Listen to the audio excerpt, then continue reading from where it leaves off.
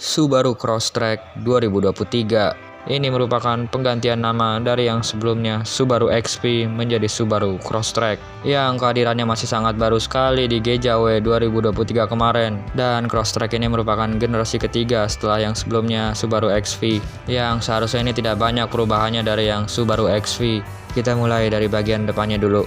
Mungkin terlihat jelas yang berbeda ada pada grillnya yang membesar dengan garis krom yang menyatu dari logonya sampai ke lampunya. Headlampnya juga LED dengan adaptif, jadi lampunya juga bisa ikut berbelok pada saat kita membelokkan setir. Dengan ada fog lamp juga. Kemudian yang menarik perhatian aku juga ada aksen-aksen hitam di bumpernya, yang menambah mobil ini lebih terlihat maco dan gagah. Yang ditambah juga dengan warna mobilnya ini sendiri yang berwarna orange yang terlihat keren sekali. Lalu di sisi sampingnya juga sama, ada aksen hitam over fender yang sangat terlihat jelas yang menambah kesan maco dan gagah. Kemudian untuk velgnya dibalut dengan ring 18. Kemudian kalau teman-teman perhatikan, ini ada 3 lubang angin yang menambah kesan sporty juga dan gagah.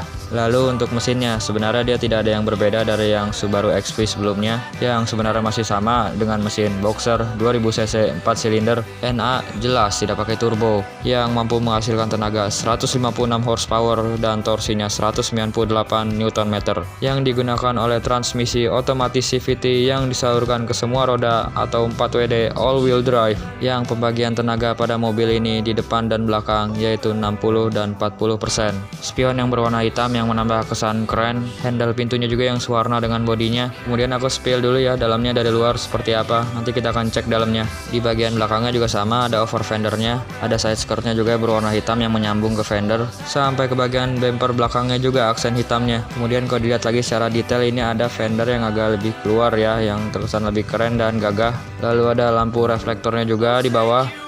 Untuk lampu belakang dia sama seperti pada punya Subaru Forester ya, dengan LED yang bentuknya unik dan keren. Lalu ada wiper yang besar dengan defogger kaca belakangnya, dan ada antena di atasnya dengan model sirip hiu.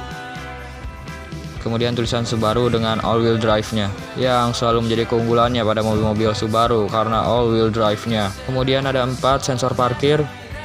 Lalu ada diffuser belakang dengan corak-corak garis 4 garis itu, yang menambah juga kesan crossover gagahnya. Kemudian di atasnya ada roof railnya yang membuat perjalanan adventure akan lebih asyik lagi membawa barang di atas sana. Karena memang sejatinya juga mobil ini untuk berpetualang adventure, yang jelas sekali lebih asyik karena penggerak all-wheel drive-nya. Ditambah juga dengan ground clearance yang sangat mumpuni yaitu 220 mm. Untuk bagasinya, dia masih sama seperti pada Subaru XV sebelumnya. Kelegaan bagasinya tidak terlalu besar, namun cukup buat teman-teman yang ingin membawa barang buat adventure menggunakan mobil ini. Plus ditambah lagi ada tirai penutupnya buat teman-teman yang ingin menutupi barang privasinya. Namun sayang memang tidak ada pembukaan elektrik di pintu bagasinya, tidak seperti pada WRX Wagon yang memiliki pembukaan elektrik di bagasinya. Ya, jelas berbeda jauh sekali juga dari segi harganya perbedaan keduanya, yang pembukaan bagasinya hanya dengan manual seperti biasa. Kemudian di baris keduanya yang aku rasakan duduk di sini yaitu cukup nyaman. Ada satu tempat cup holder di pintu kanan dan kirinya, ada penyimpanan kecilnya juga. Kemudian di bawahnya sini ada 2 buah tempat lubang buat ngecas gadget, ada 1 buat Type-C dan 1 lagi buat lubang USB biasa. Lalu ada saku penyimpanannya juga. Kemudian di tengahnya ada armrestnya, namun sebentar seperti biasa ini cukup keras nariknya. Nah, lengkap dengan 2 buah cup holder. Kemudian di sini juga ada 3 headrestnya, jadi 3 orang penumpang dewasa bisa duduk dengan nyaman juga di sini. Kemudian bagian paling belakangnya bagasi di sini ya, yang terbilang cukup luas. Kemudian kita lihat bagian interior depannya. Kemudian ini transmisi otomatis CVT-nya, lalu ada 2 buah tempat cup holder di sini. Ada soket 12 volt juga. Lalu ada tempat buat nyimpen uang receh.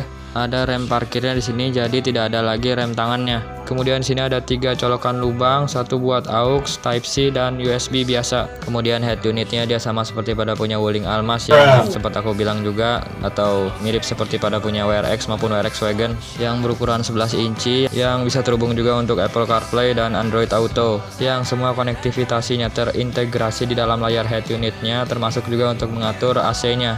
Kemudian ada laci penyimpanan yang soft opening bukannya. Kemudian ada lampu kabinnya yang berwarna kuning dan lampu door-nya juga. Dan ada pengaturan buka tutup sunroof-nya juga di sini. Lengkap ya, lampunya ada kiri dan kanan. Kemudian sun visor juga lengkap, ada kaca dan lampunya juga seperti biasa buat yang mau dandan di sini. Kemudian sunroofnya juga ini dilapisi dengan cover kacanya ya, yang bisa menambah aura kabin ini. Dengan adanya sunroof terasa lebih cerah, apalagi ditambahnya ada sunroof ini untuk berpetualang adventure akan lebih asyik lagi pastinya untuk melihat alam terbuka. Ada lampu tengah kabinnya juga yang berwarna kuning.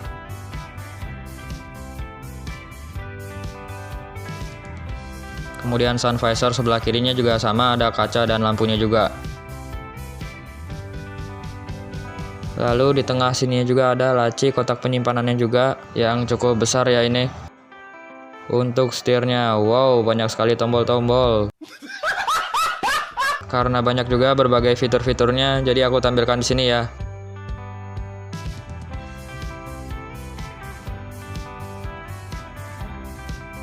Tombol-tombol yang di sebelah kiri ini untuk mengatur pada head unitnya, lalu yang di sebelah kanan ini untuk fitur-fiturnya, dan ada tombol untuk engine start stop buttonnya di situ. Untuk bahan material pada dashboardnya ini keras ya, tidak empuk. Dan sisanya ini oke ya, cakep interiornya. Digenggam di tangan, di setirnya ini enak ya, pas sekali rasanya, dan pastinya sangat menggugah, fun to drive sekali untuk dikemudikan. Overall, bagaimana menurut teman-teman mengenai Subaru Crosstrek 2023 terbaru ini?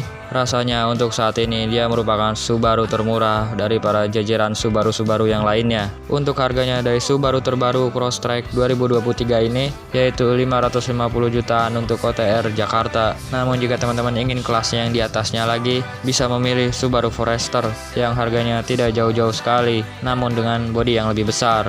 Buat teman-teman yang menyukai video seperti ini, jangan lupa pencet tombol jempol ke atas, subscribe buat yang baru nonton channel ini, dan komentar di bawah jika ada masukan. Terima kasih buat semua yang sudah menonton video ini, dan sampai berjumpa lagi di video selanjutnya.